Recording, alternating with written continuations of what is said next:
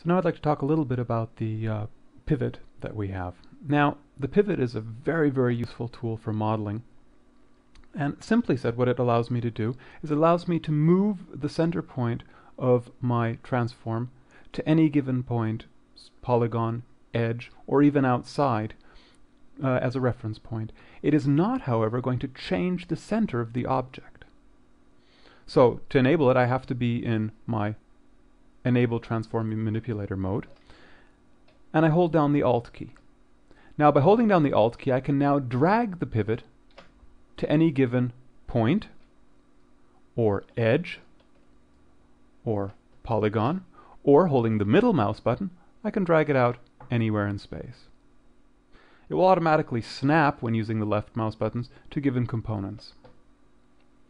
So, where is this useful? Well, let's take, for example, this polygon. Now, if I were to duplicate it and maybe rotate it, I get this. Maybe not particularly useful. However, with the pivot tool, I can simply snap to the edge and now rotate around that edge. In fact, it's doing nothing else than using that edge as the center. Now, if I go into reference mode, not only will it use that edge, or maybe let's just go into our Alt key, there we go, and let's go, for example, to this point. It's now using, as a reference mode, it automatically takes the coordinates of that point. Or, for example, if I go to an edge, it automatically takes the coordinate system of that point. So if I wish to, for example, translate along an edge, I simply put my pivot on that edge, and I now have the ability to translate exactly along that edge. This will, of course, work with all of our transform, scale, and rotation tools. So another common one would be to scale towards a given point. So if I just go here and scale towards it, there we go.